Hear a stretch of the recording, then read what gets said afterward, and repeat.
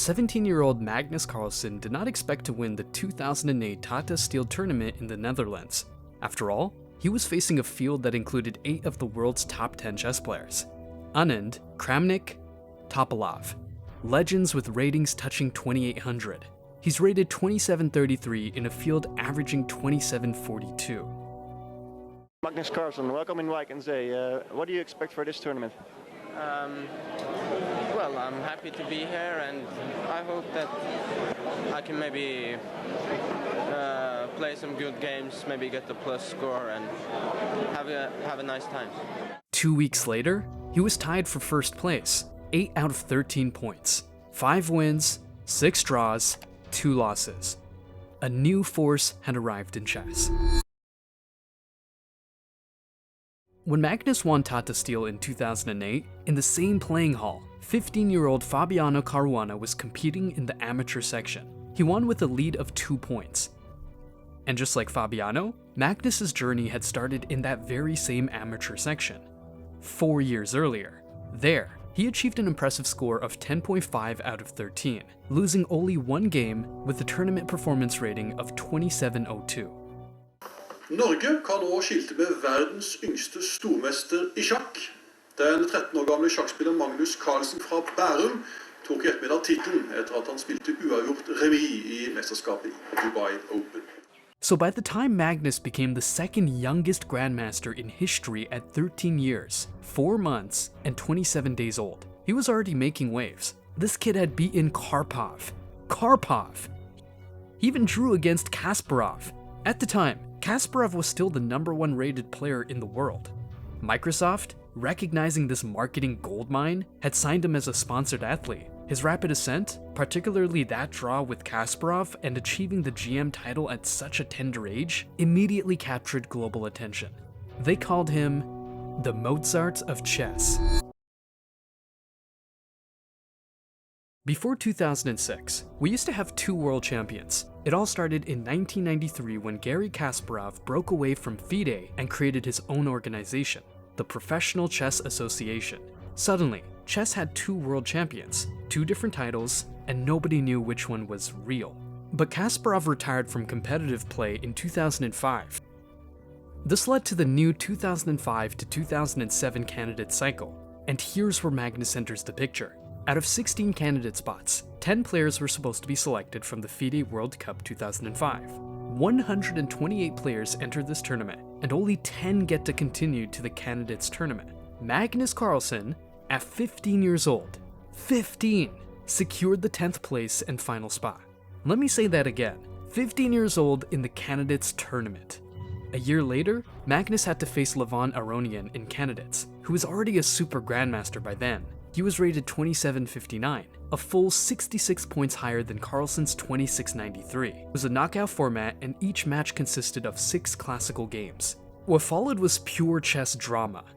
After 6 games, the final score was 3-3, dead even. Ultimately, Aronian was victorious in the tiebreak portion of the match, which meant Carlsen was eliminated in the first round itself.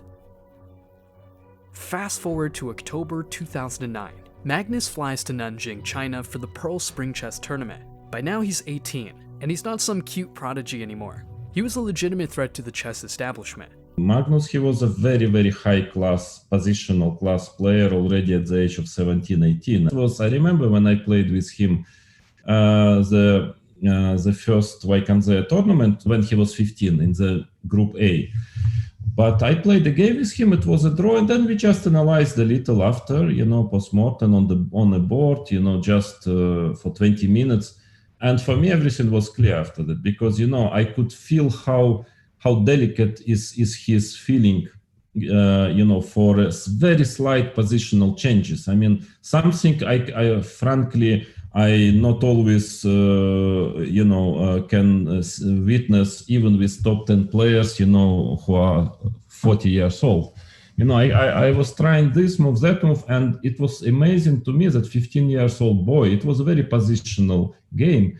And then he would immediately switch his plan, or set up his pieces differently in accordance with what I would do as white. I mean, that's a sign of a huge talent. I mean, of a huge positional talent. Yeah, I haven't seen it. I can tell you, even Kasparov didn't have it at this age. I mean, it was really. What about Karpov? I think Karpov not also. Look at what he'd accomplished. First national title in 2006, won his first Category 18 tournament, the Beal Masters, in 2007 with a 27.53 performance rating. Joint winner at Tata Steel, which is basically the Wimbledon of chess, second place at Linares. By the end of 2008, the chess world could no longer ignore what was happening. Headlines proclaimed a new era. Magnus was climbing toward the absolute summit of the chess world. But what happened at Pearl Spring defied all statistical probability. Magnus finished with 8 out of 10 points, a staggering 2.5 points ahead of world #1 Veselin Topalov. His tournament performance rating? 3002. This Pearl Spring victory pushed Magnus's official rating to 2801, making him the youngest player ever to break the 2800 barrier at 18 years and 336 days. To put this in perspective, when Garry Kasparov became world champion at 22, his peak rating was 2715. When Bobby Fischer retired, his highest rating was 2785. Magnus had surpassed both by his 19th birthday. 2 weeks before his 19th birthday, Magnus Carlsen became the youngest world blitz champion in history, his first world title in any format. He won the championship finishing with 31 points out of a possible 42, ahead of Anand by 3 points. And here's a fascinating detail. Carlsen even helped Anand during the 2010 World Championship match. Anand would use the lines he prepared with his team and play against Carlsen to simulate real-world championship conditions. But you had some other people working with you in the phase before the match started. Well, let's put it this way. By December, it was clear Magnus was already going to be #1. And I wasn't sure if I should really expect his help again. I mean, he'd already helped me in Bonn and in Mexico, or before Bonn and Mexico.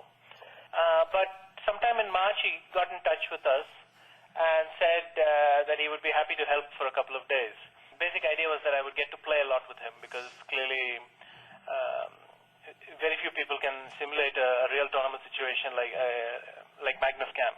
So, how good was teenage Magnus Carlsen really? Second youngest ever to achieve Grandmaster title, youngest ever to play Canada's tournament, youngest player to break 2800 rating, first world title before age 19. And this is why Magnus could say this when Tanya asked him.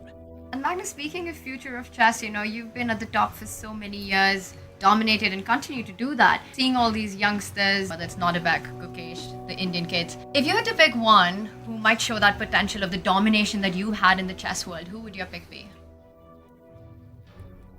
There's no one. If you made it this far, thanks a lot.